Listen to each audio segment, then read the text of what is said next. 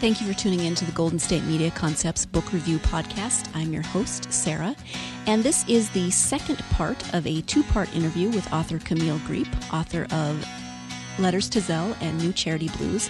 In the first episode, we discussed Letters to Zell, and in this episode, we'll be discussing her second book, New Charity Blues, as well as some of the other things she's doing as a writer, what she's working on now, etc. I mentioned in the first episode that we worked together at a Lutheran Bible camp in Montana for 2 summers, and that the second summer we were in the kitchen together. She was the head cook, and I was the assistant cook. And that second summer we spent a lot of time together in the kitchen because we would get up at 5 in the morning to do breakfast, and then we would be in the kitchen all day preparing breakfast, lunch, and dinner for hundreds of campers and staff. And so we really got to know each other in some deep and meaningful ways, and I got to know her wonderful sense of humor, her intelligence, her charisma, her charm, her caring. She is a wonderful, compassionate person, and I grew to love her in that summer even more than I already did because she was my friend from the summer before. So that's my friend, Cammy, and she started writing books, and I now have the honor of interviewing her. So I hope you will enjoy the second part of this interview. I hope you enjoyed the first half of this interview. We do have to take a quick break, but when we come back, we will be discussing Cammy's her second novel, New Charity Blues. So stay tuned, and we'll be right back. Are you looking for the very best NFL and college football podcast? Then check out the GSMC Football Podcast. Get the latest football news both on and off the field. From the NFL Draft to trades to the rumor mill to the NFL Combines, they got you covered. That's GSMCpodcast.com/football-podcast. Get updates on college rivalries, game day insights, and much, much more. It's football talk the way you want it. This show eats, sleeps, and breathes football. Don't forget to like them on Facebook and follow them on Twitter. Visit GSMCpodcast.com for more info.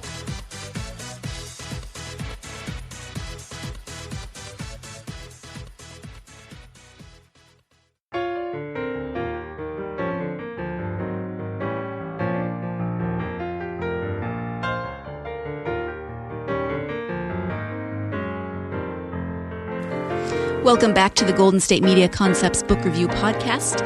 We are speaking today with author Camille Griep about her second novel. It's called New Charity Blues. Welcome back, Camille. Thank you again for speaking with us. Thank you for having me. New Charity Blues just came out in April, and I'm thrilled to be able to talk with you about it. It's my second novel, and it is an exploration of the Trojan War from the perspectives of 2 minor female characters set in a New West dystopia, as you said. And we're looking at the characters of Cressyda and Casandra, 2 women who barely got a voice in both the Greek narratives and Shakespeare. And so this is a much different style from your first novel, Letters to Zell. So when you're writing, how do you even decide where to start? I mean, the tone, the style, the point of view, etc. Where do you get your ideas? So when I start writing anything, I'm usually starting with pictures, photos in my head of a character doing something, and probably to explain it, I'm always combining things. It's like cooking, say. You have a mixture of wet and dry. So let's say the dry ingredients are these photos or these images that I have in my mind, and the wet ingredients are sort of these bothersome sort of things that I want to talk about in my writing. So recently I've been trying to give voices to women's narratives I feel still haven't been fully explored. When I started with Letters to Zell, fairy tales are really low-hanging fruit. Lots of people have explored what the real story of, Goldilocks is, or the real story of Red Riding Hood. Myths are less so, and I wanted to kind of explore the concepts of family and friendship and what home really means within a framework that's not usual. And I want the books to sort of appeal to anyone who wants to see the world just a bit differently in a different frame, regardless of genre. In terms of deciding how to write the book, as woo-woo as this sounds, the narrative itself and the characters sort of make those decisions. With Zell, I started writing from Cinderella's point of view, and then I decided to write from Snow White's point of view, and then it hit me at the same time I was in my office organizing a bunch of correspondence from college and high school and camp, the camp that we worked at together. Okay. I thought, oh, this is how they need to tell their tale. All three of these women. It would be as if somebody sat down at my desk and started to read this correspondence. What would they find the story of these people? It's generally thought that the more points of view a book has, the harder it is to succeed. So starting out of the gate, I went with 3. And then in my second book, I backed off to 2. My editor teased me that my next one should be just 1. We're yet to see. I chose to use 2 points of view with the second book because I just couldn't manage to tell both stories from one point of view. And I felt the stories were too intimate to use the third person. That said, there's a lot of time at the beginning of a novel where a writer pokes around, writing, deleting, writing again, until it feels natural and right. This takes a lot longer than one might hope. The rule is that the point of view of any scene should be from the person to whom it matters the most. But that's not always possible. I broke this rule in places in Zell and New Charity, and I broke those rules on purpose because I wanted it to be reflective of how information comes in life sometimes, which is not always in the way that it should. So, okay, so you're writing it from these minor characters, from the Greek myth. How then did you go to this future dystopian society? How was that decision made? In order to explore the Trojan War, I felt as if I either needed to write in the past or I needed to write in the future. The Trojan War involves a city within a wall and people who want something that city in a wall took from them. And trying to write that in a present sort of contemporary setting got even more political than I wanted. So setting it in a future dystopia whereupon it is very, very simple to have people in want of something. And yet I could lightly touch on things like water scarcity as a political touch point. A dystopia was something that was a natural solution to what I was trying to do. I also just really loved dystopias, and I wanted to try my hand at one. I remember, when I was really little, I liked to imagine what would happen if I were the last person on the world. Where would I go? What would I do? Because back then it seemed a lot less frightening. Just get on my horse and go somewhere. Right. And so there's a little bit of that very human. It's funny because there are so many dystopias out right now. It's a very, very hot genre. Yes. And, people would say, oh gosh, that's been done to death. Why are you doing that? But for this story, it was really the only way that made sense. In order to really focus on the characters, I needed to confine their world to a very, very quiet place. You have this quiet city and you have this quiet town, and so they get to have all the volume themselves, if that makes sense. Yes. So for those of our listeners who haven't read it yet, can you give us just a little bit more, just a bit more of an overview of the story itself? Sure. The story centers upon 2 communities and 2 women in one in each of these communities. Cressyda we meet her in the city, which is an unnamed place, but based on Seattle. And their infrastructure has been ruined, but they are limping along. And what they don't have is water. And they are a hydroelectric powered city, and their water source has run out. And Cressyda decides to return to her hometown of New Charity. New Charity has a dam that is keeping the water from coming downstream. And Cressyda has a unique opportunity to go back to settle her father's estate. When she goes back, she meets up with Casandra and her twin, Len, who is in the Greek, the Greek equivalent is Hellenus. They were twins, and they had the power of foresight. And they were best childhood friends.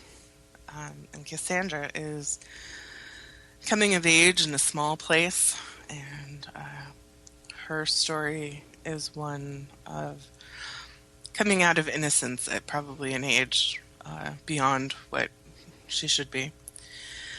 The two women are trying to save their own communities, and they will have obstacles put in their way. And they end up having to figure out how to save themselves as well as their communities as things are revealed to them that they did not know were happening. So, as you mentioned, they were best childhood friends, and then Cressyda and her mother leave. This is how they end up in the city. And then whatever this catastrophe is that happens, and so they're separated from her hometown, what's left of her family, which is her father. And then this community, New Charity, becomes... Maybe talk a little bit more about that, because it is a walled community. It's a very insular community. Even though she grew up there, Cressyda has to have permission to go back after her father dies. Yes, when the plague hits the world, the town of New Charity is somehow mysteriously immune, and so in order to keep anyone out that shouldn't be there, they close the gates to their walled city, and they don't allow anyone in who was outside when the plague broke out.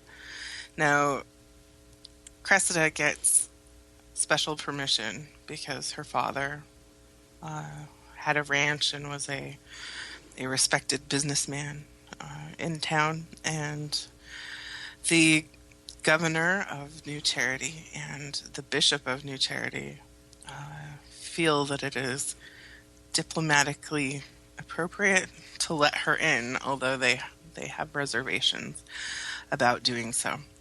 They underestimate Cressyda. They believe she's when the world was whole, she was a ballet dancer, and so they don't believe that she would be much of a threat in terms of, messing with the infrastructure of New Charity. But they want to make a peace offering to the residents of the city who want their water back. So it is extraordinarily political in that particular piece. Now, New Charity is holding its water in a very unique way. They've built a reservoir, which is not very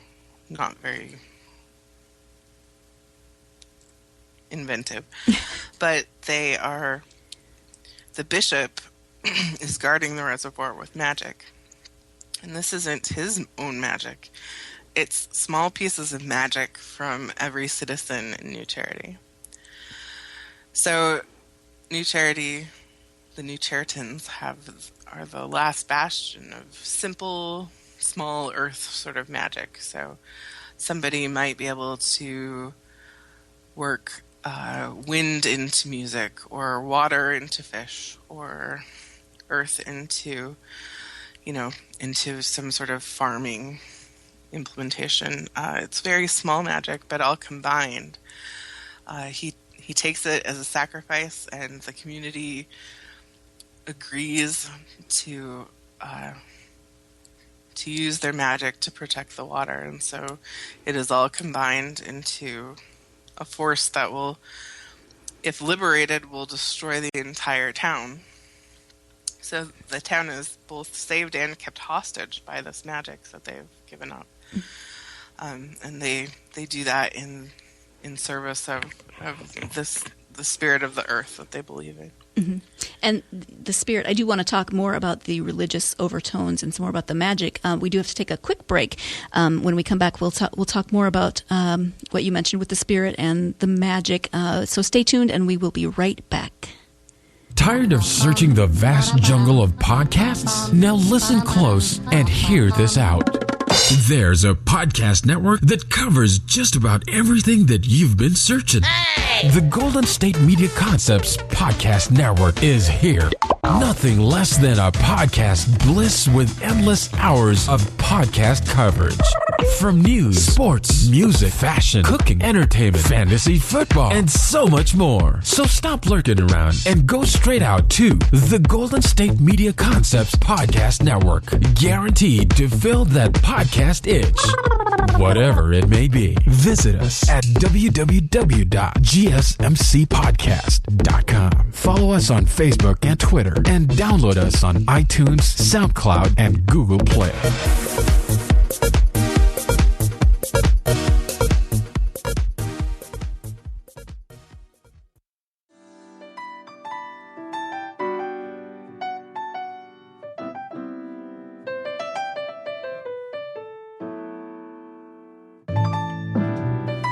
Welcome back to the Golden State Media Concepts Book Review Podcast. I am speaking with author Camille Griep about her book, New Charity Blues. And before the break, Cami, you were talking about the community of New Charity and this reservoir that they have built to keep the water source, which is the main reason that Cressyda goes home, because her city is without water, without power, etc. And there's this interesting mixture of magic and religion. You refer to the spirit a lot. So can you talk a little bit more about your choices that went into magic versus religion versus...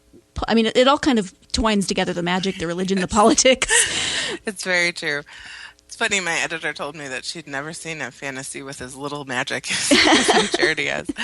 And it's true, it factors in a great deal, but it's a very small part of the story. I wanted the magic and the religion to fit very tightly together. Partially, this is the concept of our gifts as people. So while, most of us aren't running around able to change, wind into music, we all have gifts that are somewhat, wondrous or almost magical. And I think organized religion can sometimes act as a pasteurization or strip down some of those things from us, almost asking for a homogenization. I think there's a huge difference between spirituality and religion, which is why the book doesn't condemn the spirit or, the possession of these gifts. But it does condemn the person who is trying to take all the gifts and hoard them. This is an allegory, to any radicalized religious movement. Being raised Lutheran, I think the concept of grace is applied across the board.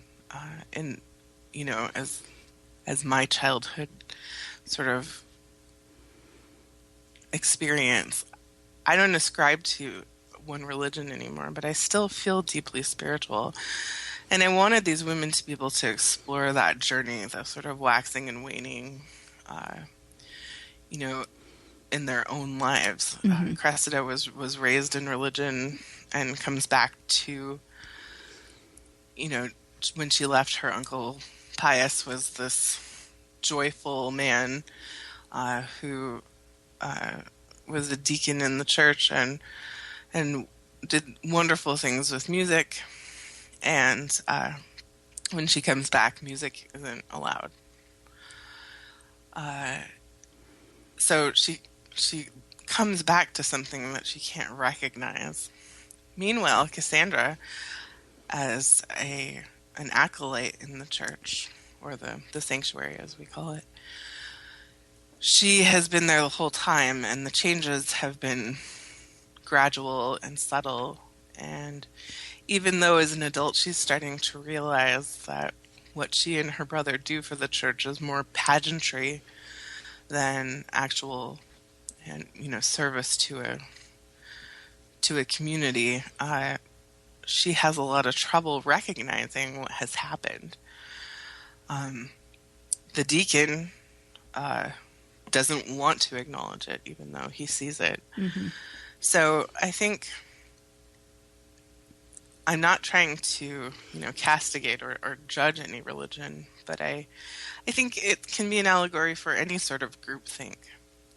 Sometimes when things change around us, it's very difficult to lift up our head and look around and see what's happening. And it's easier for someone like Cressyda who has gone away and then come back. And so, the changes weren't for her gradual. Yes. For her, they're kind of just smack right in the face. Exactly. Because things have changed so drastically. In terms of, now, I mean, we've mentioned before that we are friends. I've known you for almost 20 years now. I know. That's just, wow. So because I know you and I know you're from Montana and currently live in the Seattle area, I just assumed that the city was Seattle and that New Charity was somewhere in Montana. Was I imagining that sort of correctly? You are. I didn't put New Charity anywhere in particular. I wanted it somewhere east of the Cascades. Mm-hmm. Seattle, has a lot of the same characteristics as the unnamed city. We do run on a lot of hydropower, and there's an ocean, close by. Mm-hmm. I mean, well, the Puget Sound, which is not exactly the ocean, but there's a lot of water. Yes. So I wanted the places to be, less important than the story, so I didn't really want to name anything. Mm-hmm. I sort of went back and forth between putting in any contemporary or references at all, but I ended up doing it in the end. But yes, I really felt comfortable with both settings, thinking about what Seattle would look like, living downtown after, the lights go out. How would you stumble around and what would it look like? Mm-hmm. I'm a huge fan of, sort of the television shows that are disaster narratives. What do cities look like 10 years after the apocalypse? Right. But Montana, sort of the whole small town on the plains. I love that imagery as well, and it was really easy to visualize. It's an amalgamation of all of the places that I've ever loved in Montana, really. I mean, it's an amalgamation of, the place where I grew up and the camp that we worked at together, mm-hmm. and probably Chico Hot Springs and a bunch of other places. Nice. So, that dry and dusty wonderfulness, and thinking about, how having so much water, changes the landscape like that. Mm-hmm. In fact, some of it was when Adam and I drove to your wedding, which up in northwest Montana, mm-hmm. there is a section heading to the town that you grew up in where you are in dry and dusty, and then all of a sudden you come around and there's water, and it's like Eden. I mean, it's incredible. And so that was part of what I was thinking about when I was thinking about how New Charity had changed. I was thinking about that landscape and how gorgeous and verdant it was, and how something so small, it was just enough water just changes everything, and how blessed a community might feel if they changed from that sort of arid nothingness to this beautiful green. So mm-hmm. you factored into this book. I feel so special. Well, my place of origin should feel special. Okay, I have a random question, but if you have an author on the phone, you gotta ask your random questions. So Cressyda's car which is a Cressyda, is almost its own character. Yes. And for some reason, I have no idea. I didn't look it up. I have no idea what a Cressyda even is. I pictured your little red convertible from when I knew you in the 90s. But it really is kind of a character in itself. Was that a conscious decision, or was there, what went into that decision to have her drive a Cressyda? Well, I thought it would be funny because the Cressyda is a silly card. I mean, it's so random. But B, because the bigger part of it is that when I was in college, our American poetry professor was going on and on about the meaning of names and how we needed to be looking up names and their meanings because often they were just imbued with sort of emotion or clues, for example. And he was so offended that Toyota would call a car Cressyda because in Shakespeare, Cressyda is the very definition of inconstancy. She, goes to the rebel camp and her husband accuses her of sleeping with them. Mm-hmm. And, she's known as fickle and inconstant and, she's a bad lady. And so why you would name your car after this unreliable person, he went on a tirade that maybe lasted 20 minutes. Wow. And so I wanted to show that both the car and the woman had been misinterpreted. Okay. Now, if you read Chaucer's version of Troilus and Cressida, he does give her a break. But the Greeks and Mr. Billy the Shake, they're not very nice to her. Right.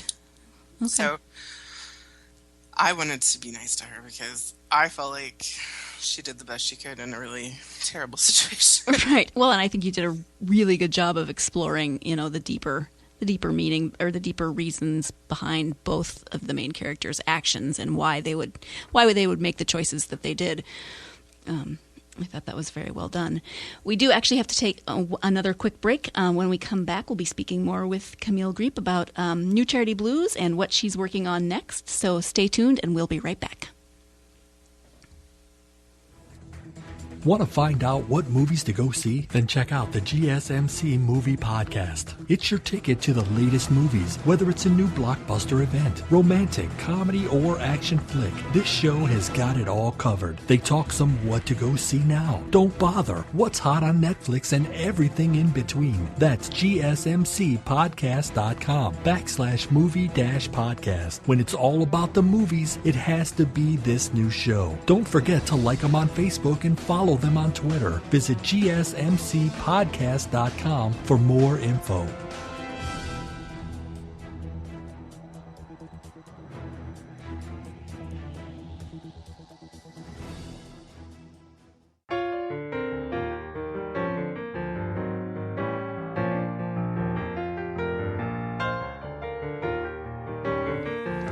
Welcome back to the Golden State Media Concepts Book Review Podcast. We have been speaking with author Camille Griep about her book, New Charity Blues. Before the break, we were talking about the importance of names and the character and the car in her story both having the same name of Cressyda and the reasoning behind that. Cammy, is there anything else that you want to say about New Charity Blues that we haven't covered? The concept of building a family from not only the family that you have, but the family that comes into your life was something that was fairly autobiographical for me while I was writing New Charity Blues. Mm-hmm. And I really wanted to show that even though people tend to age and change, sometimes it's kind of the Facebook effect, I think. I remember befriending some of my high school Facebook friends and thinking, oh gosh, I don't really want to befriend them. But I'm so glad that I did, because I learned a lot about people that I didn't know. Mm-hmm. And they grew up and changed also, and I've made some really great friends and learned about, people's lives and opened myself up. I think Cressyda goes through a lot of this. When she goes back to her small town, which she kind of has a lot of preconceived notions and baggage going back to this tiny place after she had this big, exciting city life. Mm-hmm. And she's changed by these people that she finds that she loves and cares about. She loses a lot of her own ego and self-absorption. And I think that, I hope that it resonates for anybody who's ever felt pulled between a big place and a small place, or one home and another home. That home is made up of people in our lives, not just the place. Thank you. So what are you working on now, if I can ask? You can. I started last fall with a concept that I was really in love with, but it's one of those concepts that's really big, and I need to do some more thinking about it. So in the meantime, I'm returning to satire, and my next book is called Virgie's Guide to Hell, although that is probably going... don't hold whatever poor publisher to that, because they'll probably change it. Publishers love to change book titles. Right. But Virgie's Guide to Hell is a remaking of Dante's Inferno in sort of a contemporary setting. So I want to look at what a modern hell looks like. So the concept of the Inferno itself is that there are two sort of places a human can be, and that's this, the city of God. And it's not that this will be particularly religious, but the city of God versus the city of man. So you're either focused on yourself, or you're focused on this higher power. So because hell is the city of man, I want to sort of examine sort of the accidental self-absorption that we have kind of as a society. So it'll investigate Virgie, who's a female Virgil. It's actually Virgil's great-great-great-great-great-grandniece or something. And she's a poet who's stuck at the admissions desk of hell as a tour guide. Oh, dear. And, that sounds awful. And the characters that she will meet will hopefully teach her a bit about her own journey. So I'm really looking forward to writing it. I called my agent, and I was like, well, I was working on this one thing, and I really want to work on this other thing. My agent is wonderful, and she told me to just write what I have to write. So. Well, after I read New Charity Blues, I wrote on your Facebook wall that your brain is a very weird place. And I meant that as a compliment, because it's it is kind of a fascinating place. I never quite know what's going to come out next.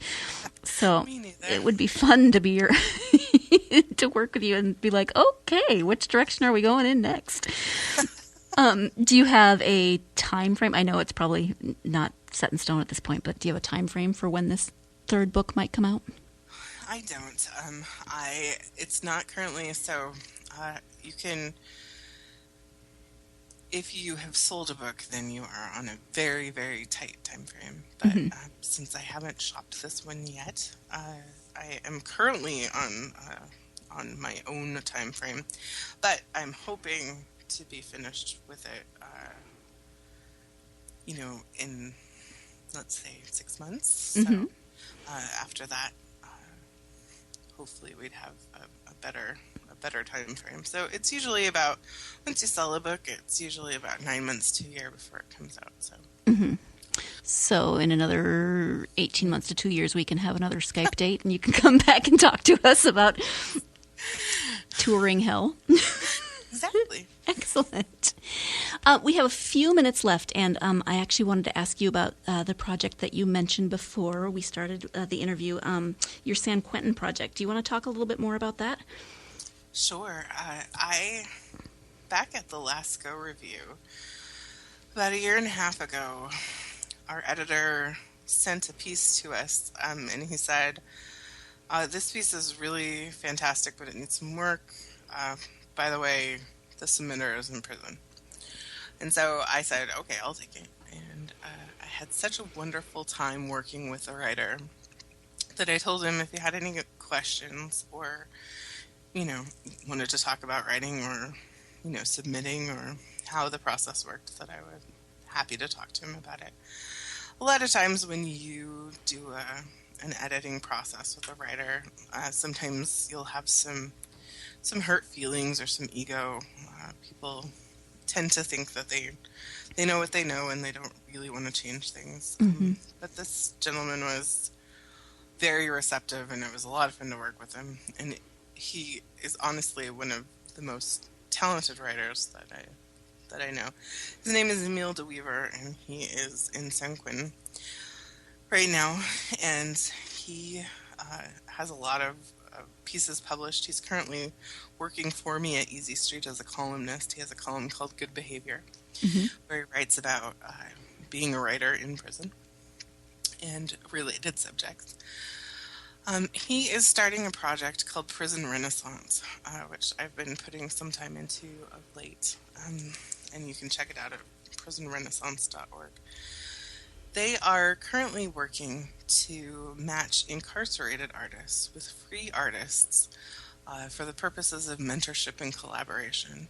So, for example, what happened with Emile and I is that, I started a mentorship relationship, which is now a peer relationship. His publishing credits are as good as mine now, so, and not really a mentor at this point, but these sort of relationships where people can learn how the business works and how to improve their craft, regardless of whether or not they'll rejoin society. Emile will hopefully join us next year, and some of the writers that we're working with at Prison Renaissance will never get out of prison. But the writing and the art, helps to restore their humanity, and that is something that they feel like they can help give back to the communities that they harmed. And so that's been it's been a really interesting process. I would say that before I started working with Emile, that I was still I'm not a conservative person, but I was probably the most conservative about criminal justice in my viewpoints. And since meeting him and understanding what prison looks like for real, not just Orange is the New Black, but for real, right, has very much changed my viewpoint of mass incarceration in America, and what needs to happen for us to have a more just system and to prevent cycles of incarceration from occurring. So it's been really wonderful to work with these artists and help them discover and be proud of the things that they can do and explore. There's some great writers, so I'm hoping that I'm an editor there, and I do some web work, and we're just starting out, but we're really looking forward to sort of the call and response with the community. And, so it's really exciting. Yes, great. Thank you so much for sharing that. We do have to wrap up for this episode, which makes me sad because I've so enjoyed talking to you. But do you have, can you tell us where we can find you? Websites, Facebook, whatever you want to share. Sure. Well, thank you again for having me. Thank you for coming. I can be found at CamilleGriep.com. That's CamilleGriep.com. Or I can be found on Facebook. Just search for Camille Griep and the author page will pop right up. Or you can reach me at Twitter at Camille the Griep. That's like Robert the Bruce. Camille the Griep. And I'm on Instagram too, where I mostly post pictures of my dogs. Yes, and they're adorable dogs. I follow you on all of these social media. So, I'm kind of everywhere but Snapchat. And Snapchat is weird. I'm just now getting into it because I'm surrounded by interns who use it. So I'm trying to figure it out, but it makes me feel old. Yes, that's exactly why I feel like I'm finally feeling my almost 40ness. Yes, I am feeling my over 40ness. Oh, well, thank you so much for joining me, Camille. I really appreciate it. Thank you. And that is all the time that we have for today. Thank you again to Camille for joining me. Her books are Letters to Zell and New Charity Blues. Don't forget that you can learn more about all of the GSMC Podcast Network at www.gsmcpodcast.com. You can also subscribe to this podcast and our entire family of podcasts on iTunes, SoundCloud, Google Play. We're all any app that you can download podcasts on, you can find us. You can follow us on social media at Facebook, Twitter. We are GSMC_book review at on Twitter. And I hope you'll join me again next time. But in the meantime, go get lost in a good book.